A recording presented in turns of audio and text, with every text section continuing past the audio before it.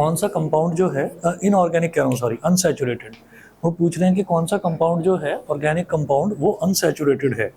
तो एक देखेंगे CH4 और C2H4 ये दे रखा है। तो पेज नंबर 11 पर जो क्वेश्चन है इसमें एक तो दे रखा है CH4, ठीक है, और एक दे रखा है C2H4। तो अगर फॉर्मूला कंपेयर करके देखें तो जो CH4 है, CH4 किसके जैसा लग रहा है? CH4 एक एल्केन है, CH4 एक एल्केन है, मीथेन है दिखाई दे रहा है, ठीक है। तो जो मीथेन है यानी कि जो एल्केन होते हैं वो सैचुरेटेड कंपाउंड्स में आते हैं, ठीक। और इसके बाद जो दूसरा दे रखा है C2H4, तो C2H4 क्या है कि कार्बन कंपाउंड कितने हैं 2 और हाइड्रोजन कंपाउंड कितने हैं उसके जस्ट डबल। तो जब भी कभी ऐसा होता है कि hydrogen number of hydrogen atoms carbon atoms के जस्ट डबल होते हैं तो वो कहलाता है एल्कीन। एल्कीन क्या होता है? अनसैचुरेटेड। वो यही पूछ रहे हैं कि अनसैचुरेटेड कौन है इसमें। तो ये एक एल्कीन हो गया, मतलब अनसैचुरेटेड।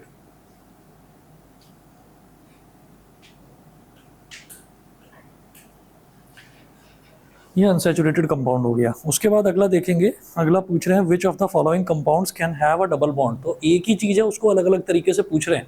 डबल बॉन्ड भी किस में होता है? डबल बॉन्ड भी सिर्फ एल्कीन में ही होता है। तो ये पूछ रहे हैं कि which of the following compounds can have a double bond. तो डबल बॉन्ड किस में आएगा? एल्कीन्स में आएगा।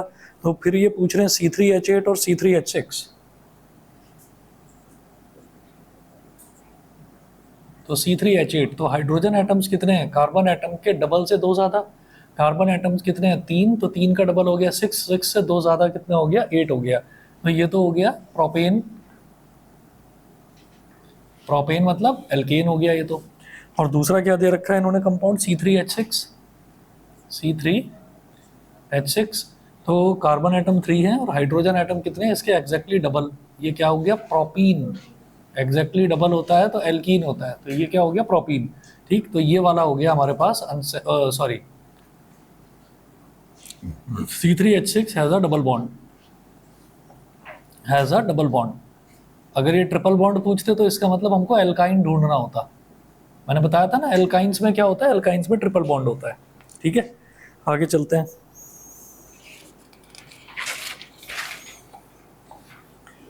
पेज नंबर 12 में, पेज नंबर 12 में यार पूछ रहे हैं hydrocarbon molecule has 3 carbon atoms, right down its molecular formula if it is an alkane, alkene and alkyne.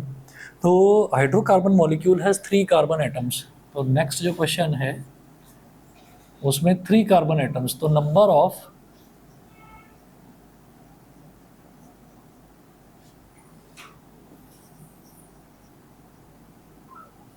Of carbon atoms n is equal to 3। ये तो n इज इक्वल टू 3 हो गया। फिर फर्स्ट पार्ट में कह रहे हैं कि एल्केन है तो उसका फॉर्मूला बताइए। एल्केन अगर है तो एल्केन का क्या बन जाएगा? कार्बन जितना होता है ना उसमें हाइड्रोजन एटम्स कितने होते हैं? कार्बन के नंबर ऑफ कार्बन एटम्स के डबल से दो ज्यादा, डबल से दो ज्यादा। तो 3 का डबल क्या हो गया? 6, और 6 से दो ज्यादा 8, है ना। तो ये क्या हो गया? प्रोपेन। ये हो गया प्रोपेन। सेकंड देखिएगा एल्कीन।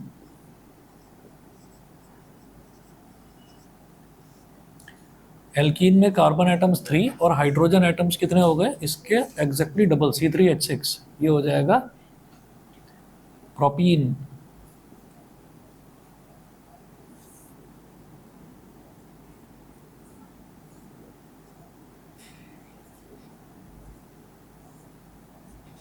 एल्काइन,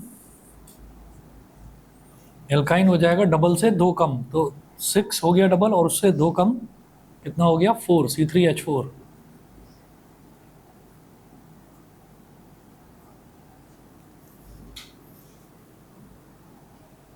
ठीक है जी। तो अच्छा उसके बाद अगला देखिएगा, अगला बोल रहे हैं hydrocarbon molecule contains 4 hydrogen atoms, give its molecular formula if it is an alkane, alkene and alkyne. तो hydrocarbon molecule contains 4 hydrogen atoms. तो इस बार क्या दे रखा है? अगला क्वेश्चन जो है उसमें हमको number of hydrogen atoms they रखे हैं। तो number of hydrogen atoms,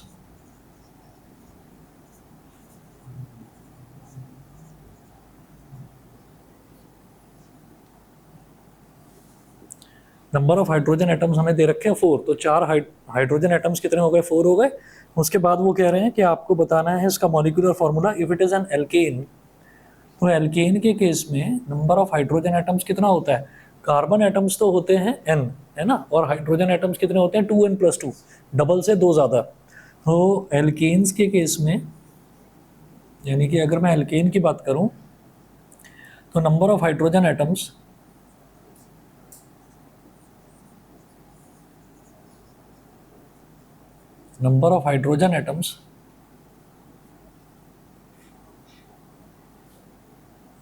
is equal to 4, और हाइड्रोजन एटम्स कितने होते हैं? 2n+2 is equal to 4। तो यहाँ से क्या हो जाएगा? 2n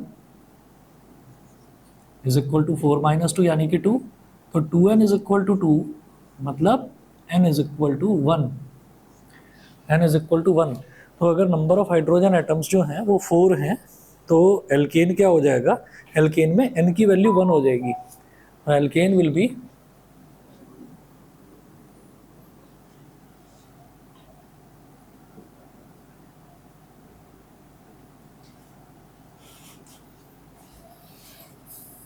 C1H4, मतलब CH4।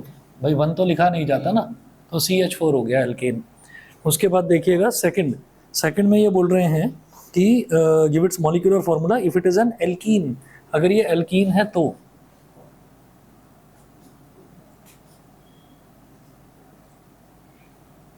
एल्कीन में नंबर ऑफ हाइड्रोजन एटम्स, अच्छा नंबर ऑफ हाइड्रोजन एटम्स कितने दे रखे हैं? वो तो 4 ही दे रखे हैं हर केस में। और number of hydrogen atoms alkene में कितना होता है? एग्जैक्टली 2n, CnH2n होता है एल्कीन का जनरल फार्मूला। तो 2n इज इक्वल टू 4 हो जाएगा।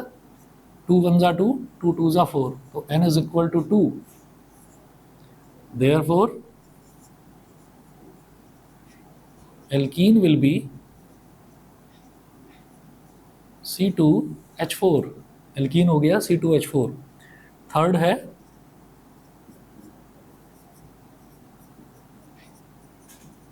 एल्काइन। एल्काइन में number of hydrogen atoms,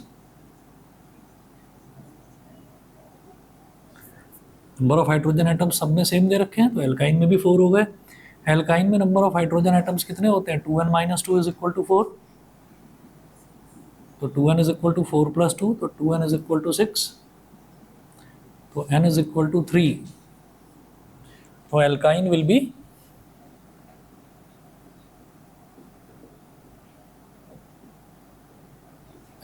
B C3H4। C3H4 ये हो गया। उसके बाद नेक्स्ट आप आइए पेज नंबर 13 पर।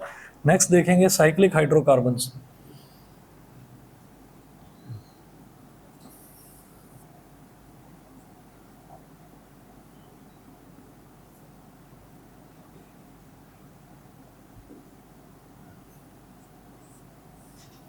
साइक्लिक हाइड्रोकार्बन्स में क्या होता है? Such hydrocarbons in which the carbon atoms are arranged in the form of a ring are called cyclic hydrocarbons. तो ऐसे हाइड्रोकार्बन्स जिसमें कार्बन एटम्स एक रिंग के फॉर्म में अरेंज होते हैं उनको हम साइक्लिक हाइड्रोकार्बन बोल देते हैं। अब देखिएगा पहला एग्जांपल लेते हैं सैचुरेटेड साइक्लिक हाइड्रोकार्बन। इसमें हम एग्जांपल लेंगे साइक्लोहेक्सेन का। तो दो तरीके के हाइड्रोकार्बन होते हैं, इसमें भी सैचुरेटेड होगा और अनसैचुरेटेड होगा। तो पहला लेंगे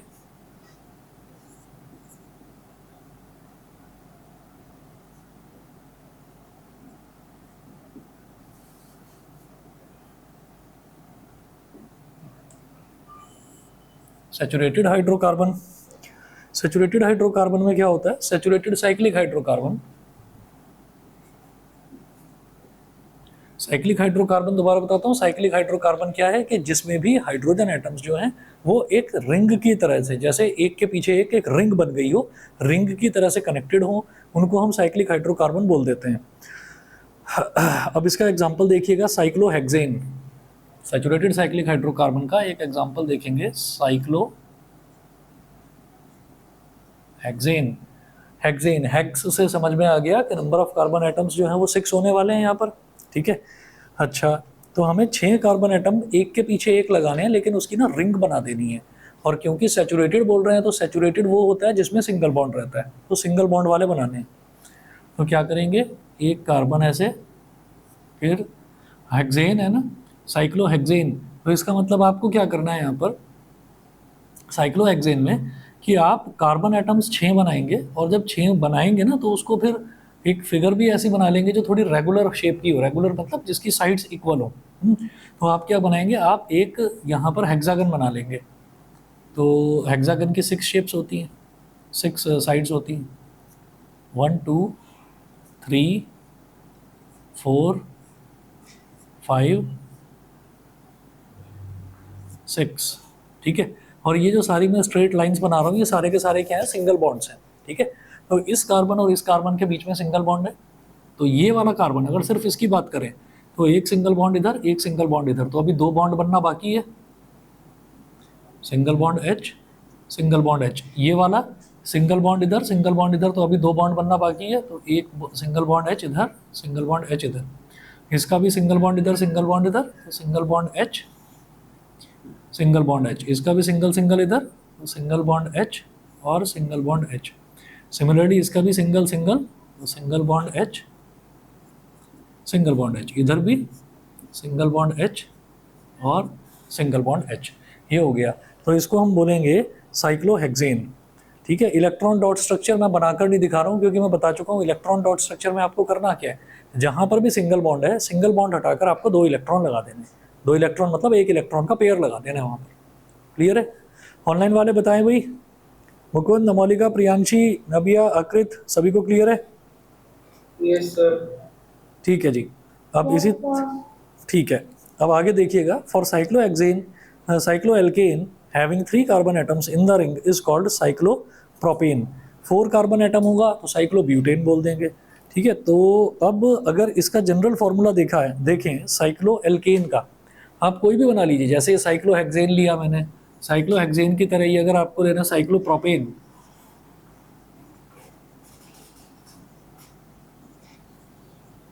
अगर आपको साइक्लोप्रोपेन लेना है तो साइक्लोप्रोपेन का मतलब क्या, प्रॉप है तो, और प्रोपेन की बात कर रहे हैं, इसका मतलब यहाँ पर हमारे पास 3 कार्बन एटम आने वाले। अब जब 3 कार्बन एटम आने वाले हैं, यहाँ पर 6 कार्बन एटम्स थे तो हमने क्या बनाया था, हेक्सागन। यहाँ पर 3 कार्बन एटम आएंगे तो हम ट्राइंगल बनाएंगे, ठीक है ना। 4 आ जाएं तो आप स्क्वायर बना लीजिएगा वहाँ पर, क्योंकि इक्वल साइड्स का बनाना है ना हमको, तो यहाँ पर ट्राइंगल बनेगा साइक्लोप्रोपेन में। तो मैंने क्या करा कि एक कार्बन इधर ले लिया, एक कार्बन इधर ले लिया और एक कार्बन इधर ले लिया, इसको इससे जोड़ दिया, ठीक है। तो प्रोपेन तो बन गया। उसके बाद इसके 2 बॉन्ड्स बन रहे हैं, तो सिंगल बॉन्ड H और सिंगल बॉन्ड H। इस कार्बन के भी 2 बॉन्ड्स बन रहे हैं, तो सिंगल बॉन्ड H और सिंगल बॉन्ड H। इस कार्बन का भी फिर सिंगल बॉन्ड H और सिंगल बॉन्ड H।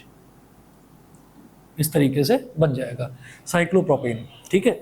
अच्छा जी, तो यहाँ पर साइक्लोप्रोपेन तो बन गया, और कैसे पता चल रहा है, क्योंकि एक चीज़ तो ये है कि सिंगल बॉन्ड है, सिंगल बॉन्ड है तो एल्केन है पहली चीज़। उसके बाद 3 कार्बन एटम है तो प्रॉप है।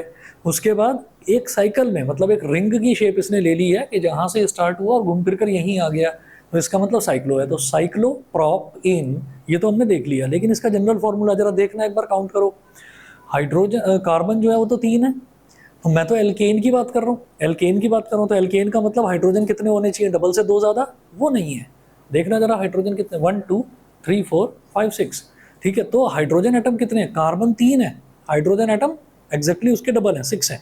वैसा यहाँ पर देखो कार्बन कितने हैं, 6 हैं, हाइड्रोजन 1 2 3 4 5 6 7 8 9 10 11 12, तो वो 6 का एग्जैक्टली डबल है। तो इसका मतलब क्या है कि जब भी कभी आपके पास साइक्लो एल्केन बनेगा तो उसका जनरल फॉर्मूला एल्कीन वाला हो जाएगा, CnH2n, ठीक है। तो यहाँ पर लिखेंगे आप कि general formula of cycloalkanes is CnH2n, ठीक है।